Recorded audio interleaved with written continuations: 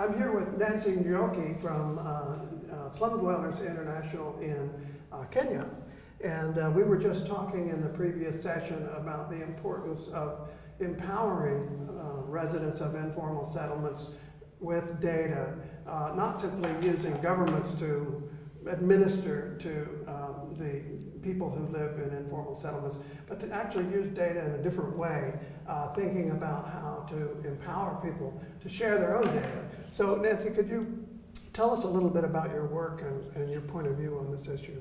I'm Nancy from Kenya, a member of the SDI fraternity. So in Kenya, we use data to empower our communities. And when we take this data, we use the community to collect the data. And when the community collects the data, they are able to identify the major areas of priorities. And when we identify the major areas, we are able to plan for the activities and projects. We can facilitate ourselves as the community. We are able to facilitate and come up with the projects. And if we have projects that need advocacy from the government, the community is able to advocate to the government and other duty bearers so that they can provide the same services for the community.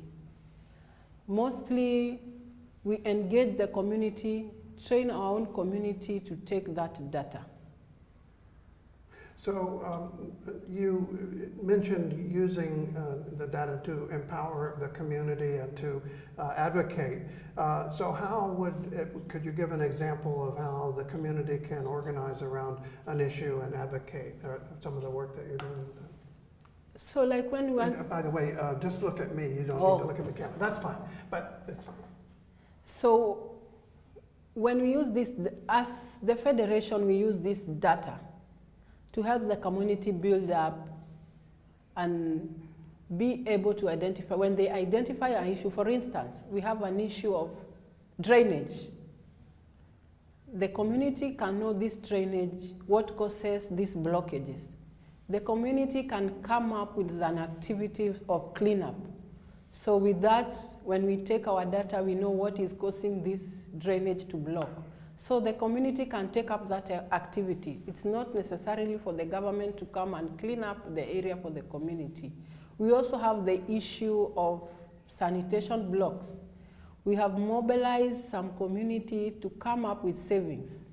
And when they have their own savings, they can be able to facilitate and renovate a sanitation block, which might be a bit not so costly if you mobilize like a group of 100 community members. So one of the things that I think people who don't live in informal settlements don't realize is how important data can be, for example, in even getting an address or getting property ownership information, things like that, because as I understand it, one of the most fundamental issues, and I believe SDI has been working on this, is giving people a physical address so that they can take out loans, so that they can do various business activities and so on. Can you tell us a little more about that work? In SDI, when we do the enumeration and mapping, each structure in the settlement, we give it a physical address. And this address is a sense of recognition, because as compared to the other planned settlement, they have their own addresses. But long time ago in the settlement, we don't have addresses. But with the new data collection of SDI, each structure, each room has a physical address. So it's a bit easier to locate each member of the settlement, and it's easier to mobilize them to form groups which they will use to advocate for their issues.